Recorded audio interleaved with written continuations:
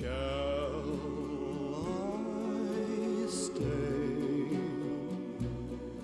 Would it be a sin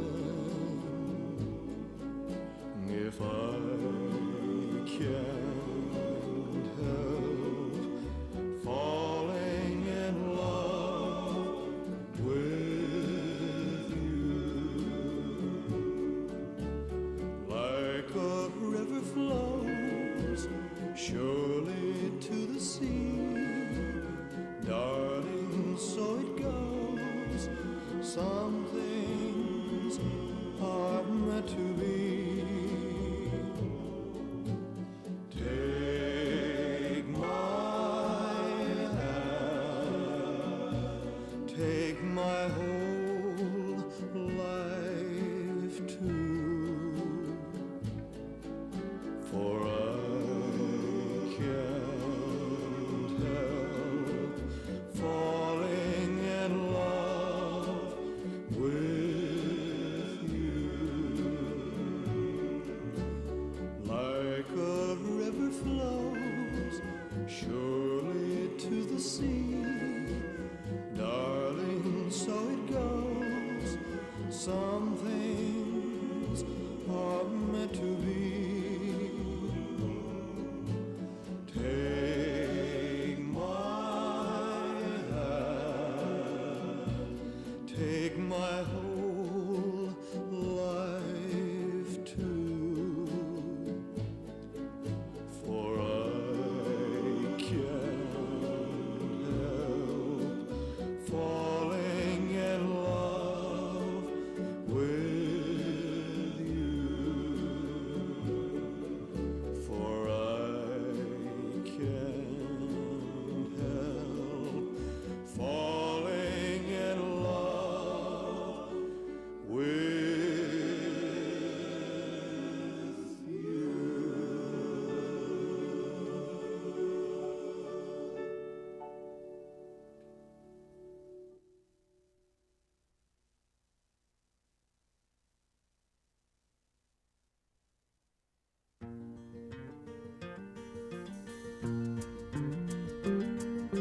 Back through the years I go wandering once again, back to the seasons of my youth.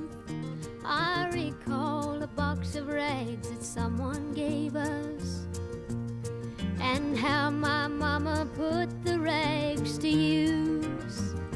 There were rags of many colors, but every piece was small, and I didn't have a coat, and it was away down in the fall. Mama sewed the rags together, so in every piece with love she made my coat of many colors that I was so proud of. As she sewed, she told a story from the Bible she had read about a coat of many colors Joseph wore, and then she said, perhaps this coat will bring you good luck and happiness. And I just couldn't wait to wear it, and Mama blessed it with a kiss. My coat of many colors that my mama made for me, made only from rags, but I wore it so proudly. Although we had no money, I was rich as I could be, in my coat of many colors my mama made for me. So with patches on my breeches and holes in both my shoes, in my coat of many colors I hurried off to school, just to find the others laughing and making fun of me, in my coat of many colors my mama made for me. And oh, I couldn't understand it, for I felt I was rich, and I told them all the love my mama sewed in every stitch. And I told them all the story Mama told me while she sewed, and how my coat of many colors was worth more than all their clothes. But they didn't understand it, and I tried to make them see that one is only poor only if they choose to be. Now I know we had no money, but I was rich as I could be. In my coat of many colors my mama made for me, made just for me.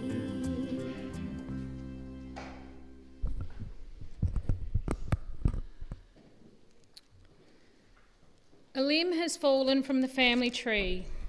I hear a voice that whispers, "Grieve not for me." Remember the best times, the laughter, the songs. The good I lived while I was strong. Continue my heritage, I'm counting on you. Keep on smiling, the sun will shine through. My mind is at ease, my soul is at rest, remembering all how I was truly blessed. Continue traditions, no matter how small. Go on with your lives, don't stare at the wall. I miss you all dearly, so keep up your chin. Until that fine day, we're together again. Good afternoon, everyone. This poem felt like such a fitting place to begin today, because today's not only about focusing on the final chapter of Lynn's story, it's about remembering the woman who filled rooms with laughter, loved her family fiercely, and gave so much of herself to others. My name is Ali Dennison and I'm an independent celebrant, and along with my colleagues here at Parkside Funerals, we are honoured to guide Lynn's celebration of life today. On behalf of Peter, Jane, Karina, Louise and their families, thank you for being here and for the support and kindness you have shown them over the past few days. And thank you to everyone who has honoured Lynn's memory by wearing something colourful. It feels especially fitting because colour, warmth and personality were things that Lynn brought naturally into the lives of others. A warm welcome also to those joining us via the live stream today. Your presence is certainly felt. I ask you now to please turn your mobile phones onto silent.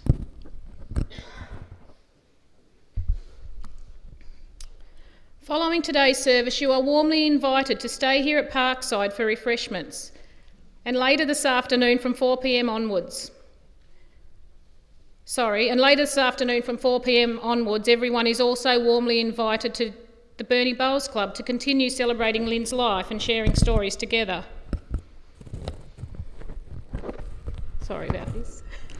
Just need to get it right.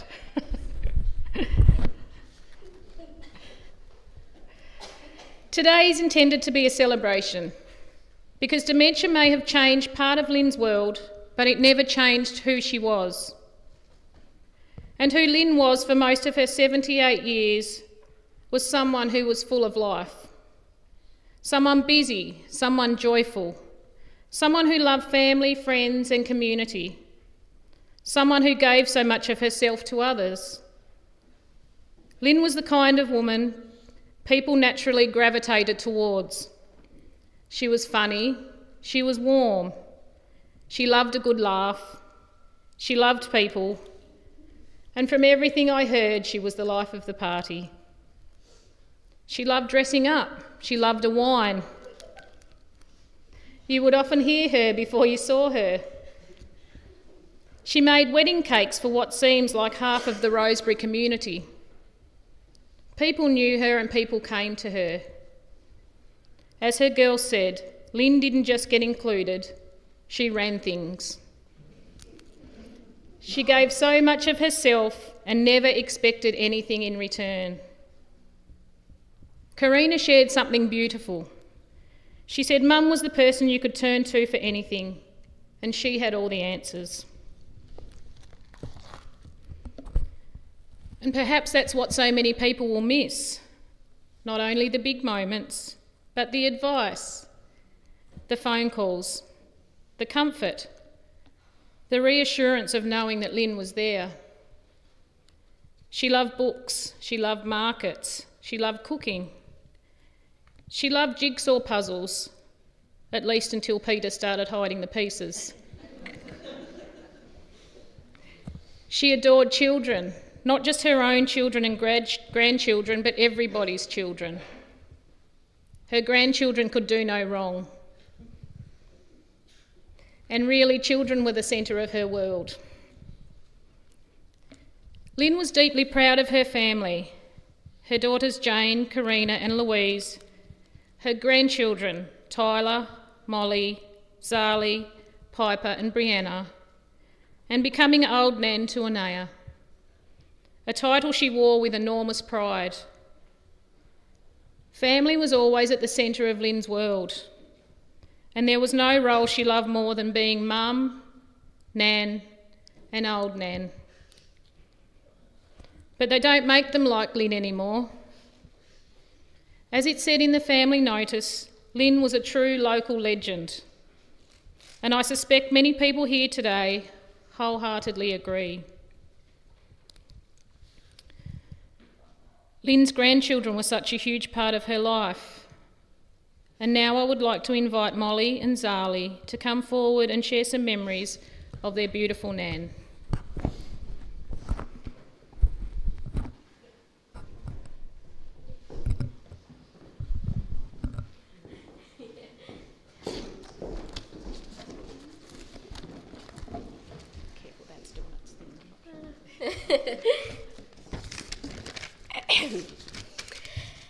Good afternoon. I want to take a moment and thank everyone for being here today to celebrate the life of an amazing person. In case anyone isn't aware, I'm Zali and this is Molly. We are two of Lynn's beloved grandchildren. You will have to excuse Molly and myself as we aren't the best public speakers, which isn't a trait we inherited from Nan. She could strike up a conversation with anyone about anything, as I'm sure many people in this room would know and had experienced. Nan, I have spent my lifetime wanting to be the type of person you were, to have your overwhelming sense of love and care for the people around you, to love so wholeheartedly that the love she shared never failed to make you feel better or feel seen. She was extremely kind and caring to everyone around her, but held a special spot in her heart for us grandchildren. She spoiled us with love, affection, and gave the best hugs imaginable. A hug that I will never forget. She was the type of Nan that knew Kiss biscuits were my favourite, so made them every time I came to visit without fail. She knew Molly didn't like jam in hers, so made a separate batch just for her. But that's just who Nan was, always doing what she loved for the people she loved. Nan had the most contagious humour and laugh, and although I never got her jokes, she never failed to make me smile or laugh. It's because of you I am the person I am today. I will never stop trying to make you proud. I will hold you in my heart until we meet again. One down.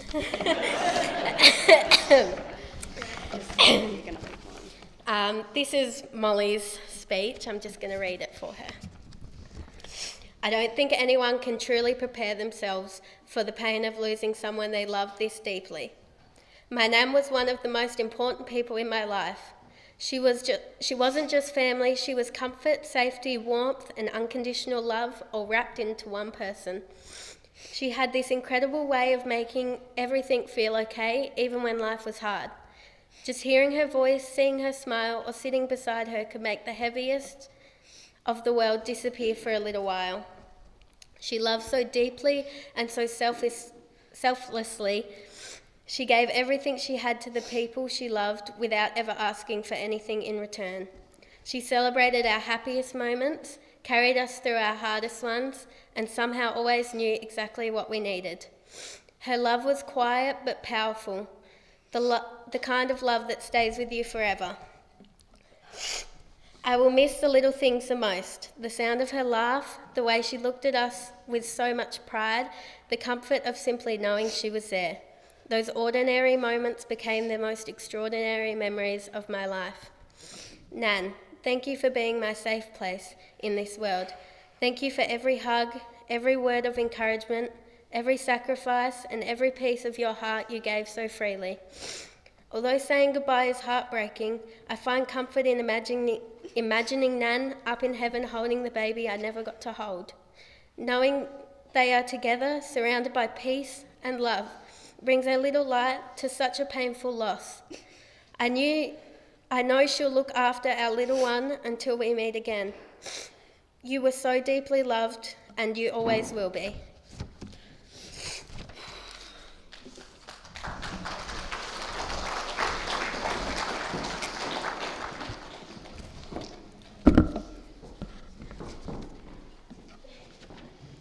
There's something incredibly special about hearing memories through grandchildren, because it reminds us that Lynn's love will be carried on through those generations. I would now love to share some words written by Lynn's daughters. This one's from Louise. Mum, when I think of you, I think of pure love and selflessness. You were the glue that held our family together, always putting others first. I already miss the sound of your laugh, the comfort in your hugs, and the way you made every day brighter. Everything I am, you helped me to be. Thank you for being my rock in every storm. You believed in me when I didn't believe in myself, and I will carry you with me every day. You will always be my angel. And this is a tribute from Lynn's daughters. Life presents us with so many challenges. However, we always witness Mum meet them with inspiring courage. Being the wife of a war veteran meant she fought battles of her own. Mum's quiet resilience, the sacrifices on the home front, and the unconditional love that anchored our family through the toughest chapters in life, meanwhile remaining so full of love and kindness for us all, makes Mum nothing less than extraordinary. Mum taught us about loyalty and the power of standing by the people you love. Mum, you are the strongest woman we have ever known. You taught us how to stand tall, how to love deeply, and how to find beauty even on the darkest days. The love you and Dad showed was a beautiful example of compromise and patience, proving that true commitment means standing by one another through both smooth and rough waters. We will take care of Dad and each other, honouring the wonderful foundation that you built. We love you so much. You can rest now, Mum. You will always be with us, always loved, forever missed, and never forgotten.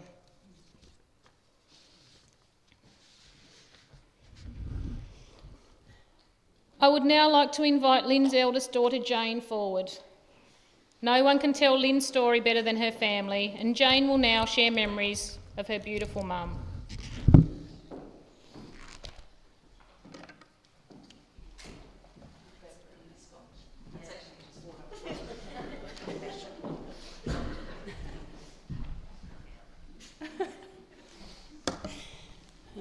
Everyone comfortable? Good. Thanks, Ali. I first want to say thank you particularly to Molly and Zali, because that was, I can't swear, that was incredible, so beautiful, thank you. We're here today to celebrate the life of a most extraordinary woman, which you've already heard a little bit about, but I'm going to share a little bit more. Before we start though, a bit of housekeeping. Everyone comfortable? So you might not know that Mum actually had a no-go funeral list. Just saying. They were people that she absolutely did not want to be here. She did share it with us. She made us promise that if we spotted anyone, they were to be ejected. Now, I've had a pretty good look around. I can't see anyone dodgy, so you can all breathe easy. You've made the cut. Lynette Mary Morgan. You might have known her as Lynn, Linny, Mrs. Morgan, crafty Lynn, darling Mum, Nan or old Nan. But however you knew her, she was someone who cast a spell over people from the very first meeting. She marched to the beat of her own drum. She was unique, honest, genuine, caring, kind, and absolutely full of joy. Lynn's life revolved around three things: family, friends, and community. Hers was a circle that you wanted to be part of. And once you're in it, she held you there with love, loyalty, kindness, and grace. Excuse my deep breathing, guys. I've had a really bad cough.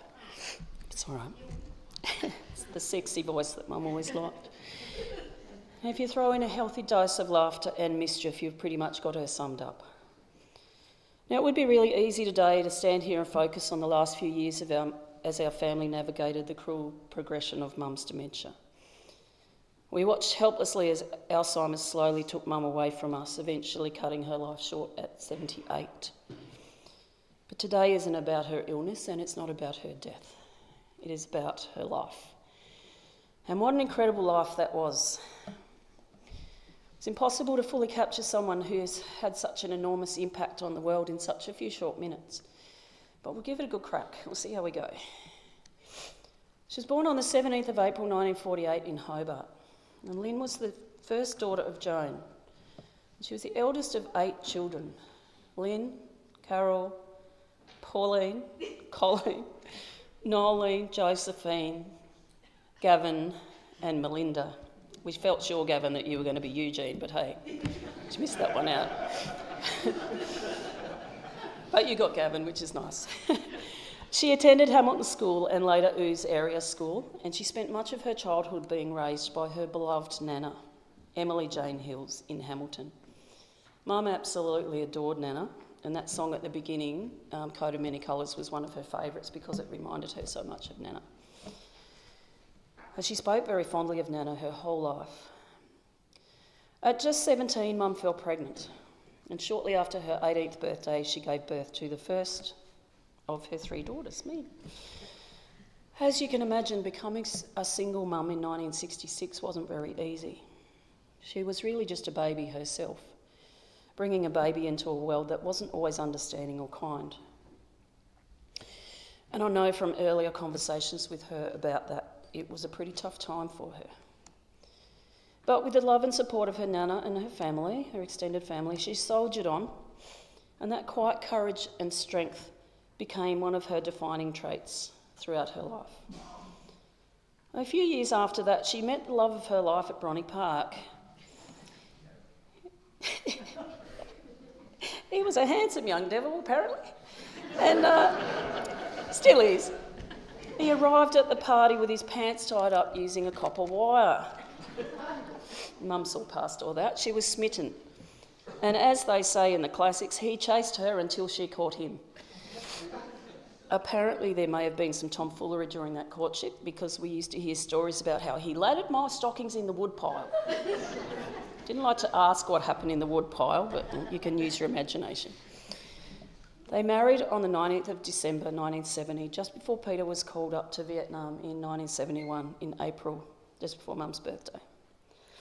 Like any long marriage, theirs wasn't always easy, but they stood by each other through thick and thin. And last December, they celebrated 56 years together. Karina and Louise came along in 1974 and 1976, respectively, followed later by her wonderful grandchildren, Tyler, Molly, Zali and Piper, and of course her beautiful little great-granddaughter, Linnea. Just so proud of all of you. And that completed the family picture. Mum and Peter built a wonderful life together, first in Bronte Park, then Rosebery, and of course Trial Harbour on the west coast. It's so good to see so many people from all of those places here. It's really lovely. Mum was so proud when they bought their holiday home in the 80s, forever to be known as the Shack. And it became the centre of so many of our family memories. The Shack was always full. Friends, family, tourists, sometimes complete strangers. Everyone was welcome. Well, maybe not the nut farmer who insulted me one New Year's Eve. Mum really didn't like that guy. But she quickly shut him down by throwing a beer over him. She was so fiercely protective of the people that she loved, and she'd give you her very last sandwich or the clothes off her back if she thought that you needed them more than she did. She always put others first. Mum had a very special relationship with Peter's father, our Pop. She absolutely adored him and he adored her right back. They were a good pair, I think. Over the years, she cared for him with so much love and patience, particularly in his later years when he needed a bit more support. Truthfully, she probably worried about him almost as much as she worried about the rest of us. She was never really one to see in-laws and outlaws. Well, perhaps there was the odd one, but once you were family, and she loved us all so very deeply. And that caring nature showed in everything that she did. She worked as a nurse's aide in Rosebery and Ouse, in the opposite order, and threw herself into volunteering and community life. Alongside Peter, she became very deeply involved in the West Coast community through Apex, Lions, Neighbourhood House, and countless other local projects, too many to mention. She was also instrumental in forming the Trial Harbour Progress Association and helping establish the famous Trial Harbour New Year's Sports, which is always a fun day. And together, Mum and Peter were awarded Citizens of the Year in recognition of their contribution to the West Coast community, something Mum was incredibly proud of. She never shied away from hard work and she didn't mind a challenge. At one point she was postie. She delivered mail for Australia Post in Rosebery. When the local kids heard the postie whistle, back in the days when there was a whistle, they'd run out to the gate to meet her, and she always made sure that she had lolly bags ready for them, for all the kids on her run. She later, as a mature age student, went back to Rosebery High School to study woodwork. Most people might have made a cheese board or a dinky little letter opener thing. But not Mum. She designed and built an entire dining table for the house. Big challenge. She catered many events, organised and cooked for countless cake stalls for people battling cancer. She shaved her head multiple times to raise money for cancer research. She spent 8 years volunteering with Camp Quality as our crafty lady. She organised the ABC Giving Tree donations. And she made what felt like hundreds of toffee apples for the Apex fundraisers. There wasn't even the half of it, really. But throughout her life, she was a passionate advocate for veterans, helping people navigate DVA claims, supporting the RSL, and serving as state president of Women's Auxiliary for a period of time as well. We'll be hearing a little bit more about that later on. Travel was another great love. Mum and Peter began annual caravanning trips around the mainland. Sometimes they would disappear for 3 months at a time. And those trips seemed to get longer every single year. One time I thought they weren't actually going to come back, but they did, thank goodness. They explored every inch of this country together, often catching up with family and friends along the way, especially when Karina and Louise were both living in Roxby. Many trips included time at Coxcomb Veterans Retreat, a place Mum loved deeply. Mum, of course, she couldn't just sit around there either, relaxing. She'd end up helping with the cooking and welcoming other veterans and families and helping out with all the activities. And of course, we all know Mum was an absolute dynamo in the kitchen. I don't think there's one person in this room that doesn't have a favourite Lynn recipe. If you don't have one, come see us, we can give you lots. She came from a long line of women who showed love through food.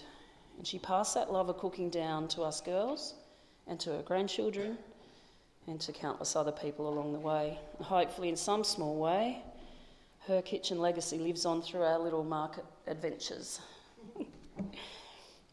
And then there were the crafts. Honestly, she could have been Mrs. Kerrigan from the castle, I reckon. She was always making something new. She should have opened a shop. The kids at Camp Quality loved her as well. They adored her so much, and even long after camp, when they'd grown up and they'd run into her in the street, they'd yell out, "How you going, Crafty Lynn?" And Christmas, she absolutely lived for Christmas. We all know that. I'm fairly sure, though, she was secretly one of Santa's elves. The shack would be covered in every decoration known to mankind, and her Christmas puddings were legendary. Every Christmas Eve, she would drive Santa around to every shack and deliver lollies for the kids, and that's a tradition that Peter and the others have kept up today as well. It's still going. I know many of us still have Mum's handmade Christmas cards, some of them so beautiful that they've become decorations in their own right. She also loved books, jigsaws, and of course shopping, especially if there was a bargain involved. On one trip to Thailand, a long time ago, she packed a smaller suitcase inside a larger suitcase, purely so when she got there she could go shopping and bring home extra stuff. So we're at a night market in Chiang Mai one time, and she spent about 10 minutes haggling with this poor lady over the price of the tiny little padlock.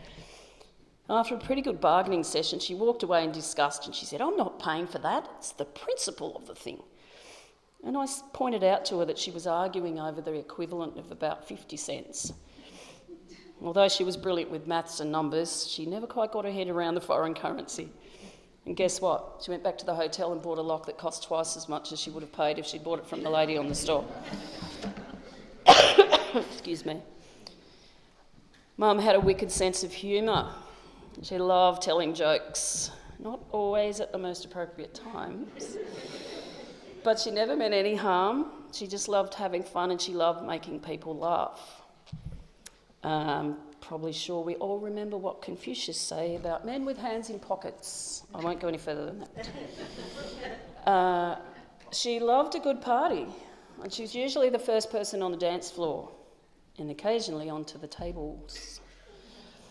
There were many Apex parties at home in Rosebery, and at one of those, the beer ran out. The Peter ducked off to get some more supplies. And while he was gone, Mum decided, what a great idea, I'm going to jump on the table and have a dance, because Peter didn't like her doing that. And she heard Peter coming home. She tried to jump down really quickly. She slipped off the table, put her foot through the back of a kitchen chair, did a complete backflip, and somehow landed upright without a scratch on her. I swear it's a true story. Maybe a little bit. And then there were the fancy dress parties. Just to warn you, this next one's not culturally appropriate really, but I had to share it.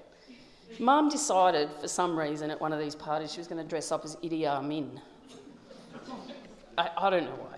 Anyway, to get the right skin colour, she mixed cocoa and coffee into the cold cream and she plastered it all over her face. And unfortunately, as the night wore on, it got a little bit hot. And you imagine what happened, it all just melted down her face. And she apparently had brown cocoa streaks on her skin for days afterwards because it had soaked in and she couldn't get it off. Lee knows what I'm talking about. She's laughing her head off over there. And another memorable one was the Wild West theme party at the Last Drop Steakhouse in Hobart. Mum rocks up to the party dressed as a hillbilly because the theme was Wild West. She's wearing Pop's old bib and brace overalls. And after she'd had a couple of drinks, she spotted a decorative saddle display in the corner of the restaurant. I think you know what comes next. Naturally, she decided, I'm going to climb onto that, I'm going to have a ride. And we were all laughing our heads off, and his voice from the back of the room yells out, "Get down off that saddle, madam, that is not a toy."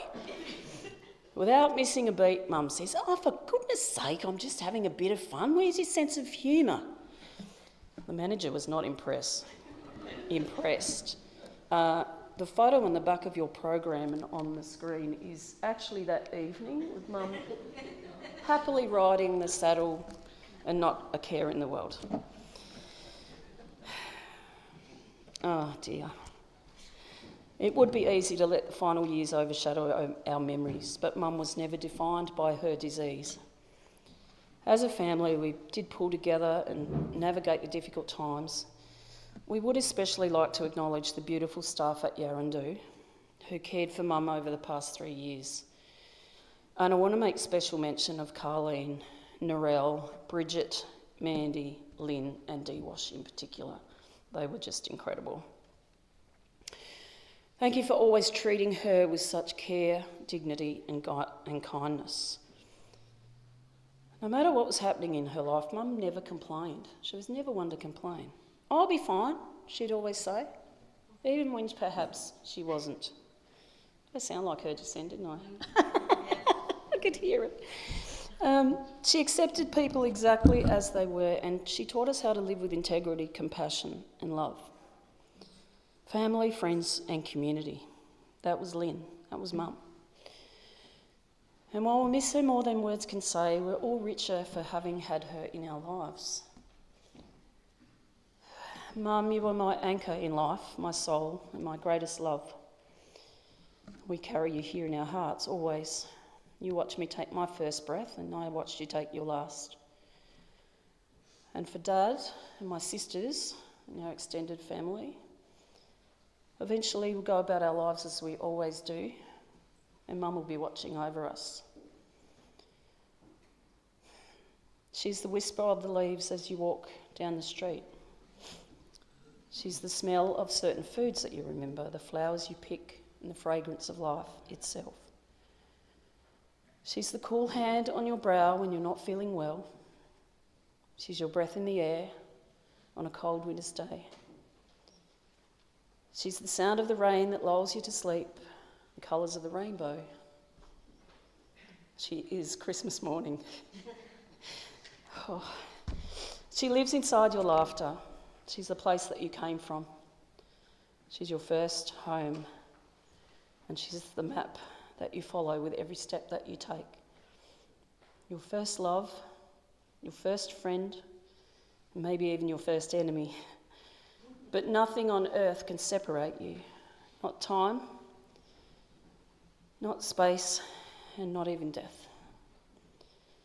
She leaves behind an incredible legacy, and we can honour her by carrying forward the love, generosity, humour and kindness that she so freely gave to us all. Rest peacefully, our Linny. We love you.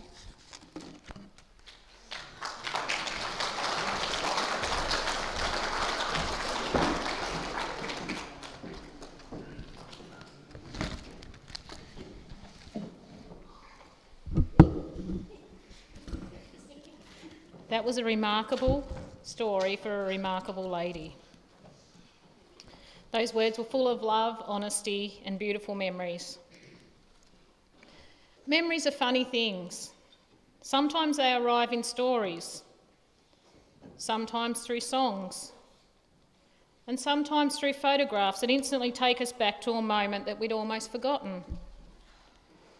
We will now take some time to remember Lynn through photographs from across her life.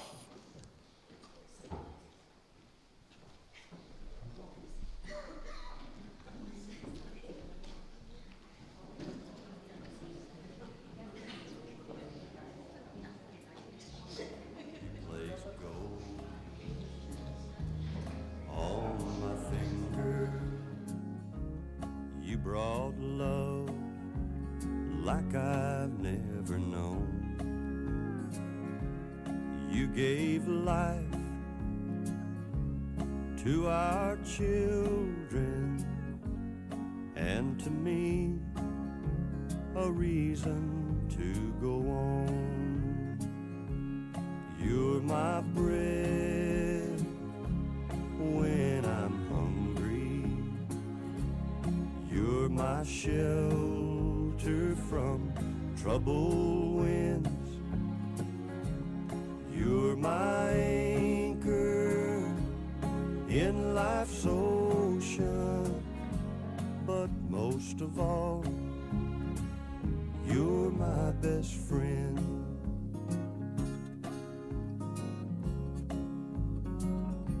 When I need hope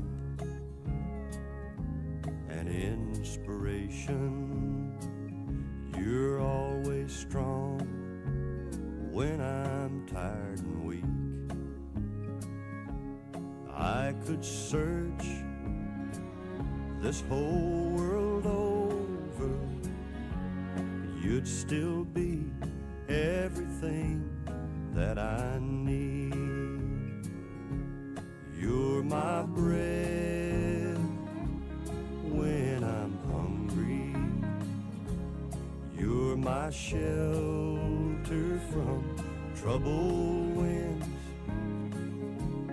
You're my anchor in life's ocean. ocean, but most of all, you're my best friend. You're my bread when I'm hungry. You're my shelter from troubled winds. You're my anchor in life's ocean, but most of all, you're my best friend.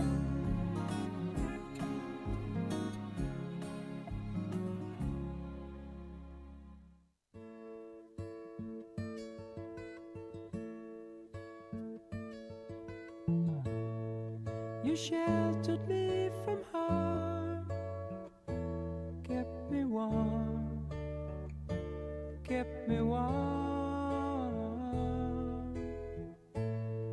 You gave my life to me, set me free, set me free. The finest years I ever knew, I had with you, and I would give anything I own, give up my life, my heart, my home. I would give everything I own just to have you back again. You taught me how to love,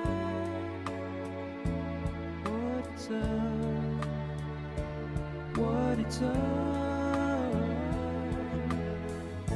You never said too much, but still you showed the way, and I knew from watching you. Nobody else could ever know the part of me that can't let go. And I would give anything I own, give up my life, my heart, my home. I would give everything I own just to have you back again. Is there someone you know, you're loving them so, but taking them all for granted? You may lose them one day, someone takes them away, and they don't hear the words you long to say. I would give anything I own, give up my life, my heart, my home. I would give everything I own just to have you back again, just to touch you once again.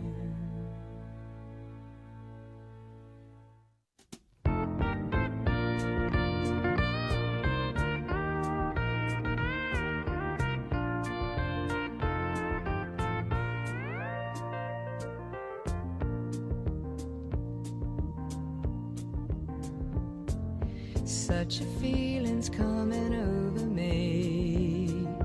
There is wonder in most everything I see.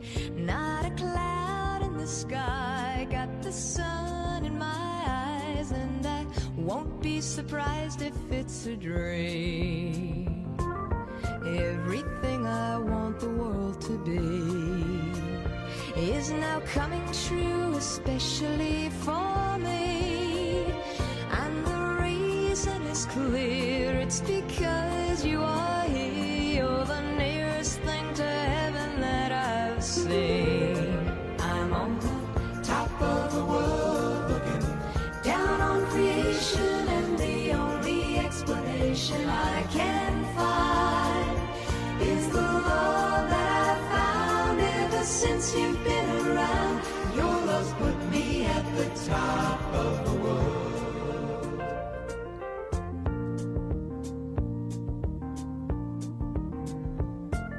Something in the wind has learned my name, and it's telling me that things are not the same. In the leaves on the trees and the touch of the breeze, there's a pleasing sense of happiness for me. There is only one wish on my mind. When this day is through, I hope that I will find that tomorrow will be just the same for you and me. All I need will be mine if you are here. I'm on the top of the world looking down on creation, and the only explanation I can find is the love that I've found ever since you've been around. Your love's put me at the top of the world. I'm on the top of the world looking down on creation, and the only explanation I can find is the love that I've found ever since you've been around. Your love's put me at the top of the world.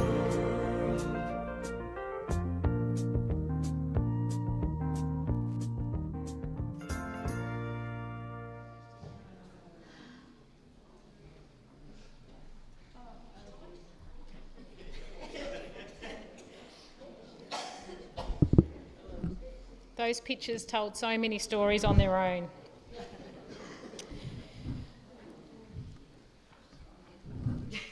Lynn held a long and meaningful connection with the veterans community and the RSL Women's Auxiliary, a community that meant a great deal to her throughout her life. I would like to invite Rhonda McLaughlin, State President of the RSL Women's Auxiliary, to come forward and share a tribute on behalf of the Auxiliary.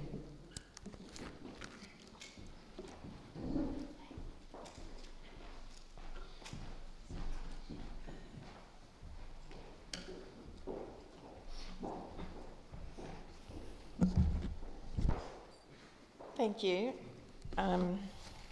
First of all, I'd like to pass on our condolences to Peter and the family.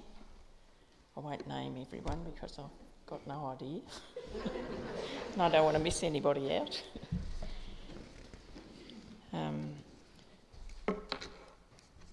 Lynn Mary Morgan, the 17th of April 1948 to the 18th of May 2026. We assembled to honour a former member of our Women's Auxiliary, Lynn Mary Morgan, who served the Auxiliary with distinction and faithfully observed the pledge undertaken at the time she joined as a member. Lynn has been a member for 30 plus years and has held the position of State President, Northern Western Vice President, Rosebery President, awarded life membership in 2011, of which she was very proud of. Lynn enjoyed all the activities of the Auxiliary, attending meetings, annual conferences, which we did see some of the dress-ups on Saturday night during the films, fundraising and the welfare of the Auxiliary. We'll remember Lynn with love and affection. Would all those able to please stand in silence as a tribute to Lynn?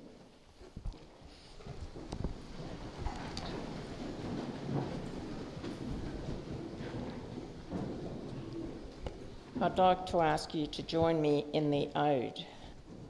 The price of liberty is eternal vigilance, lest we forget.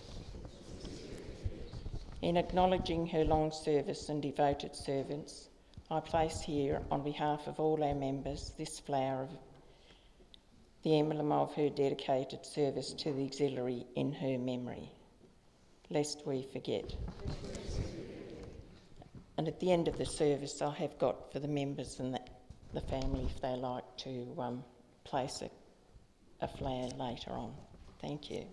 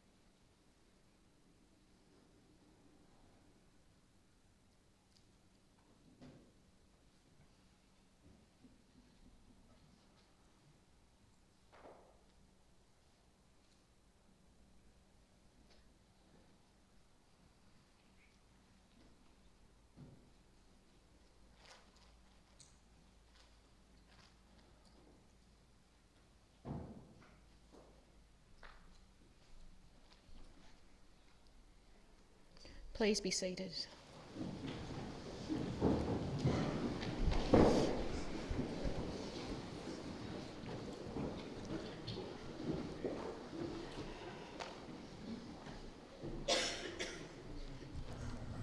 For families who walk the road of dementia, grief often begins long before today.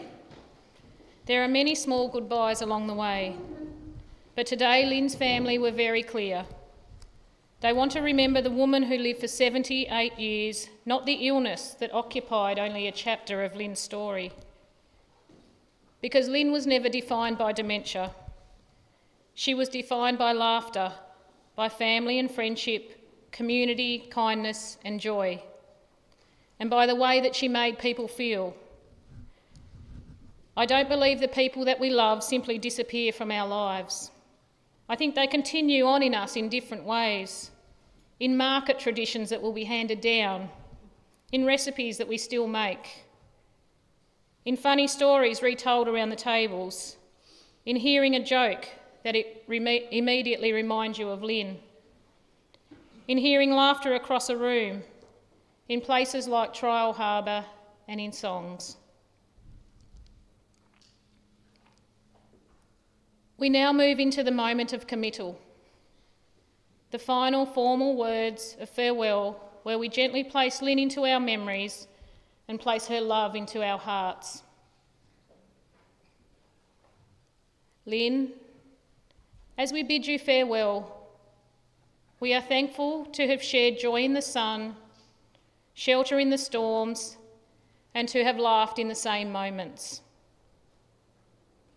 We will treasure the memory of your words and your works, your character and quality, and will be forever enriched for having known your face. And so, your kind and generous nature, we commit to our memories.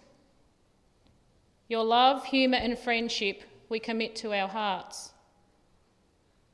Your body, we commit to its end with nature. We thank you for all that you were and all that you gave. Love and light to you on your final journey.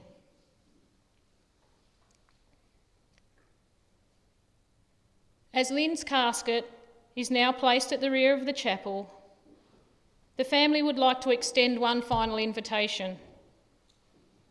As we heard previously, Lynn held a strong connection with the veterans community and the Women's Auxiliary. Earlier today, Rhonda honoured Lynn on behalf of the auxiliary, and now the family would like to open this up to others. If there are any auxiliary members, return service personnel, or veterans here today who wish to do so, you are warmly invited to place a poppy upon Lynn's casket as a final gesture of respect, remembrance and farewell. There will be poppies available at the rear of the chapel. Please take your time.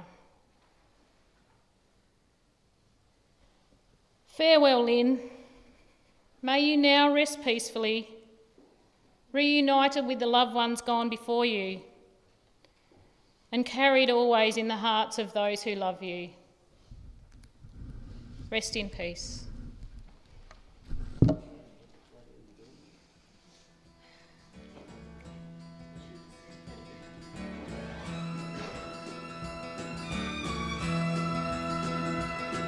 If you see your brother standing by the road with a heavy load from the seeds he sowed, and if you see your sister falling by the way, just stop and say, you're going the wrong way. You've got to try a little kindness, yes, show a little kindness, just shine your light for everyone to see. And if you try a little kindness, then you'll overlook the blindness, narrow-minded people on the narrow-minded streets.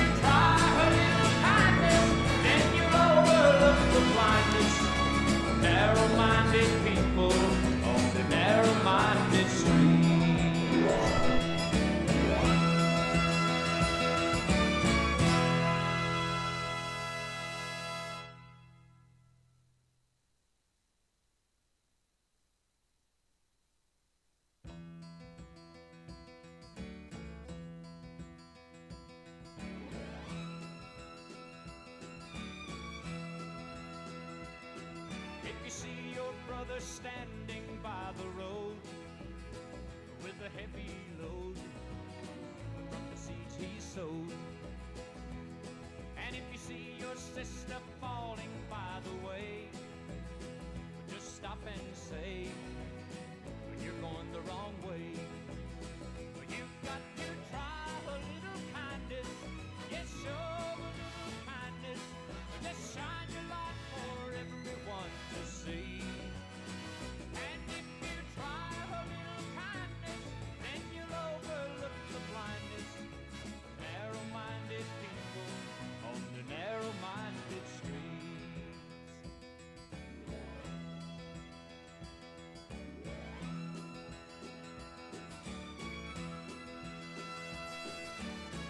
Don't walk around the down and out. Lend a helping